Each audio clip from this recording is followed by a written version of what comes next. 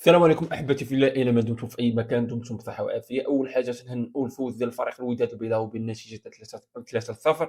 قلنا ان الوداد غادي يرجع بواحد الجرينت، ان الوداد غادي يلعب، ان الوداد غادي يبين انه راه كاين، وكذلك كاين في التنافسات اللي هي المحليه وراجع بقوه. سيرتو هاد التوقفات استغل من الوداد انه باش يخدم على راساته، ودليل على ذلك اليوم في الماتش ان الوداد ما تلقاش هدف في المرمى ديالو، وسواء عن طريق الاخطاء الدفاعيه سواء عن طريق دي كونتر اتاك. يعني بين ان ماكوينا راه كاين واحد الاشتغال، كاين واحد العمل. مي واحد السؤال انني تنطرحه للاخوان الوداديين: علاش في هذا الماتش هذا رغم اننا ربحنا ب 3-0 كانوا عندنا واحد جوج بيلات، وحده ديال الحركاس، وحده ديال الكره اللي تارها الزمراوي وضربت في الايد ديال المدافع؟ علاش هادو بجوج هما يراجعوش ليهم الفار؟ علاش ما تعودوش لنا اللقطه شفناها غير مره واحده؟ وسيرتو اللقطه ديال الحركاس هذيك راه فيها بيله. انا بعدا شخصيا من كاع ما تعاودت اللقطه وشفت تعاودت غير مره واحده، ضرب فيها حركاس هذيك البيله، وهذيك ديال الزمراوي باينه وضوح الشمس.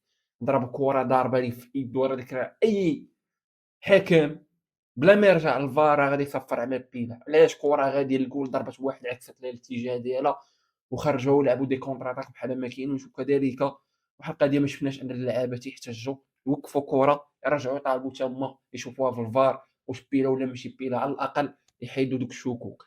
يعني في حاله اذا كانوا تحاسبوا هاد جوج بيلات الوداد على الاقل غادي تخرج بواحد النتيجه ديال 5-0.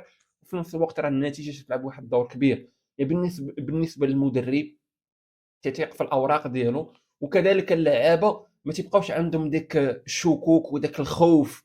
لا، تولي لاعب تيثيق في راسو، تولي تيلعب وعارف اشنو تيدير، وتولي الفنيه تتبان. سيرتو اللعابه من تينتصروا في الماتشات، اما العكس الا كانوا تيخسروا في الماتشات اللعابه ديك الثقه ديالهم وهذيك المردوديه ديالهم وكذلك ديك الفنيات ديالهم تتقل. هادو ماتشات بالنسبه لينا حنايا واحد الماتشات اللي هما مزيانين، اللي منهم ان الوداد تطور في الاداء ديالو، وفي نفس الوقت تيدخل في التنافسيه، وكذلك تيقرب للصداره اللي هي بركانيه متصدره دابا حاليا.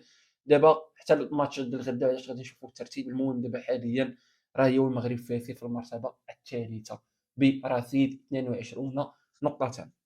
المهم الاخوان خلونا التعليق ديالكم كيف جاكم الماتش اليوم ديال الوداد، واش كان عليه يزيد يعطي ولا خاصين شي حوايج انهم يتصلحوا مازال في الوداد؟